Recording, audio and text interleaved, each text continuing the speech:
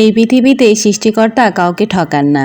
যাকে গায়ে রং দেয়নি তাকে মায়াভরা চেহারা দিয়েছেন, যাকে ঘন কালো চুল দেননি তাকে সুন্দর চোখ দিয়েছেন, কাউকে মেধা দিয়েছেন আবার কাউকে দিয়েছেন অসাধারণ গুণ। হাই এভরিওয়ান, আসসালামু আলাইকুম। আমি যেহেতু প্রতিদিনই কোনো না কোনো রান্নার রেসিপি আপনাদের সাথে শেয়ার করি, আজকেও তার ব্যতিক্রম না। আমি আজকে করলা ভাজি করবো আর সেটাই আপনাদের সাথে শেয়ার করব। অনেকে আছেন করলা ভাজি করলে করলা ভাজির কালার নষ্ট করে ফেলেন, কালো করে ফেলেন, অথবা পুড়ে ফেলেন, অথবা সিদ্ধ বেশি করে ফেলেন। আমি যেভাবে রান্না করছি এভাবে রান্না করলে অবশ্যই আপনার কালারটা ঠিক থাকবে, কেননা আমি যেভাবে রান্না করব এভাবে কালারটা সবুজই থাকবে।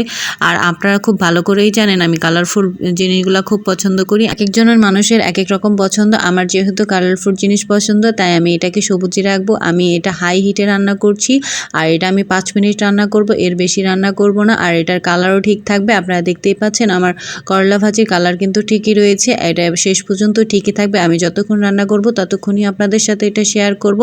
এটা খুব বেশি সময় লাগে না। এটা আমি অনেক সময় ছোট ছোট চিংড়ি মাছ দিয়ে রান্না করি, আবার অনেক সময় আমি এটা মাছের ডিম দিয়েও রান্না করি। আজকে কোনো কিছু দিয়ে রান্না করব না, শুধু করলা ভাজি রান্না করব, কেননা এটার কালারটা আমি ঠিক রেখে আজকে রান্না করে আপনাদের সাথে শেয়ার করব, যাতে আপনারা এইভাবে রান্না করতে পারেন। কারণ করলা ভাজির কালারটা যদি সবুজ সবুজ থাকে আমার সেটা খেতেও ভীষণ ভালো লাগে আর আপনাদের কাছেও ভালো লাগবে।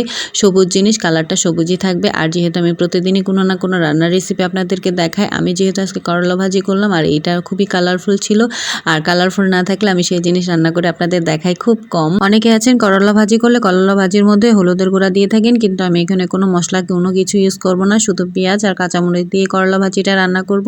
এভাবে সিম্পলভাবে রান্না করে খেয়ে দেখবেন, অবশ্যই ভালো লাগবে। যারা যারা মশলা দিয়ে খান তারা একটু ট্রাই করবেন, এভাবে খেয়ে দেখবেন, ভালো লাগবে। আর এই ভাজিটা কিন্তু সবাই পছন্দ করে না। বয়স যখন 30-এর উপরে চলে যায় তখনই এই বেশিরভাগ মানুষ এই করলা ভাজিটা পছন্দ করেন।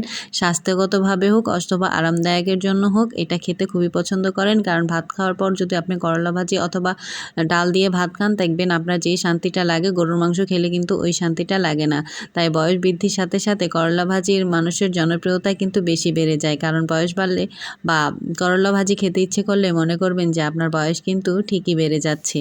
ছোটবেলায় সব ভাজি পছন্দ করলে আমি কেন জানি করলা ভাজিটা খেতেই পারতাম না, এটা অতিরিক্ত তিতা লাগতো। কিন্তু বয়স বৃদ্ধির সাথে সাথে যেহেতু এটার জনপ্রিয়তা বেড়ে যায় তাই আমি আর বাদ থাকবো কেন, আমারও বয়স মনে হয় বেড়েই যাচ্ছে, যার কারণে আমারও এখন করলা ভাজিটা খেতে ভালো লাগে। আর আমি এটা খাই, আর খাই যেহেতু এর জন্যই রান্না করা হচ্ছে, কেননা আমি যেটা পছন্দ করি সেটাই তো রান্না করবো, তাই না? এখন যেহেতু করলা ভাজিটা খুবই পছন্দ করি তাই করলা ভাজিটা করছি আর আপনাদের সাথে সেটা শেয়ার করছি। করলা ভাজিটা একটু হাই হিটে রান্না করবেন, তাহলে এটার কালারটাও ঠিক থাকবে, টেস্টটাও ঠিক পাবে। এটা অতিরিক্ত তিতা যদি না করতে চান তাহলে বেশি রান্না করার দরকার নেই। অতিরিক্ত রান্না করতে গেলে এটা তিতাটা আরও মনে হয় বেড়ে যায়, আমার কাছে মনে হয়। সেটাই আমি বললাম, এটার কালারটাও ঠিক থাকবে আর টেস্টটাও ঠিক থাকবে যদি আপনি হাই হিটে 5 মিনিট রান্না করেন।